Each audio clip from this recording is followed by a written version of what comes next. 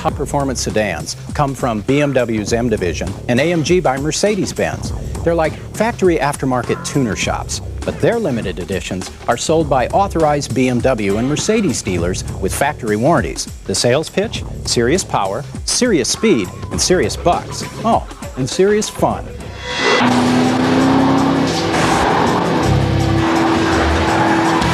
There are just not enough superlatives to describe this matchup between the bad boys of German sedans. They were made for the Autobahn. They're very fast, comfortable, luxurious, limited production, expensive.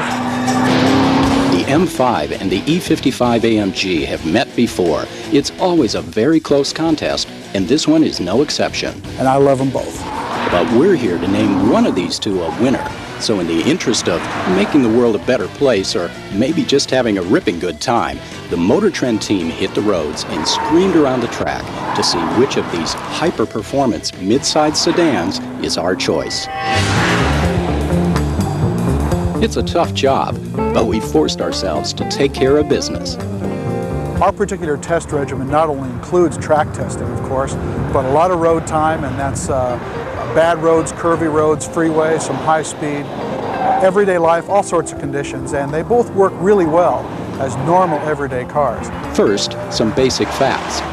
The 2002 Mercedes-Benz E55 AMG comes from the standard E-Class sedan, fortified by a 349 horsepower V8. Power is routed through a 5-speed touch-shift automatic transmission.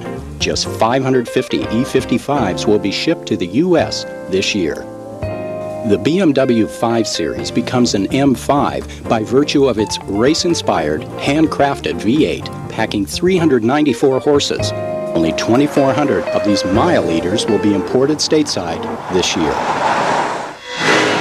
Acceleration is very, very fun in these, as you can well imagine. You get out there, mash the gas in these things, and they really, really put you back in the seat. The M5 wins that contest. The M5 blisters from 0 to 60 miles per hour in 4.6 seconds and roars through the quarter mile in just over 13 seconds. The Mercedes just barely stays in the fours as it hits 60 in 4.99 and handles the quarter mile in just under 13.5 seconds. Our box score has BMW just edging Mercedes in the sprints. Next test. The slalom test is a very telling test for these two vehicles. The M5 is a little better balanced, pushes a little bit in the nose when it goes in, but I tell you, it rotates around the cones very well. The BMW burns up the slalom course at nearly 67 miles per hour.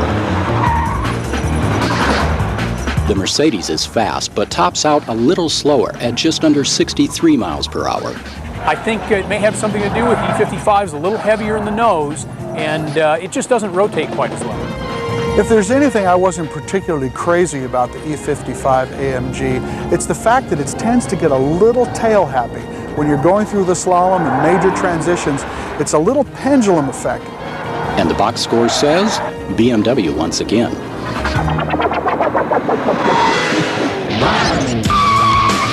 Machines with this much go power need stopping power to match.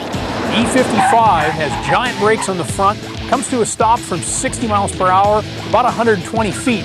But the M5 beats it again, about 116 feet.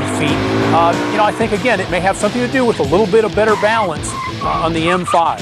So, the BMW not only accelerates more quickly, it also stops faster.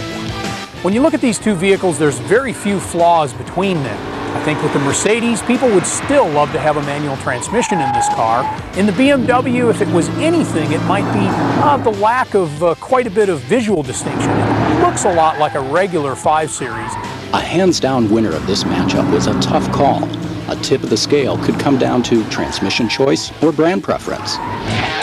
My personal favorite would be the AMG. I like the automatic around town. LA traffic can be murder driving a stick. The Mercedes has an extremely solid feel. I'd say that's what I liked about it the best. But BMW's performance gets the nod by a nose. Another slight edge, the M interior gets more upgrades over a standard 5 Series sedan than does the E55 over its E-Class brethren. think the BMW speaks to me as a driver. It has a lot of driver feedback. It's edgy, it's communicative, it sounds wonderful. But this isn't to say the first runner-up is any slouch. There's a spot in my garage for either one of these. Matt might make room for one in his garage, but I'd coddle either one in my living room. Later in the show, the M and AMG SUV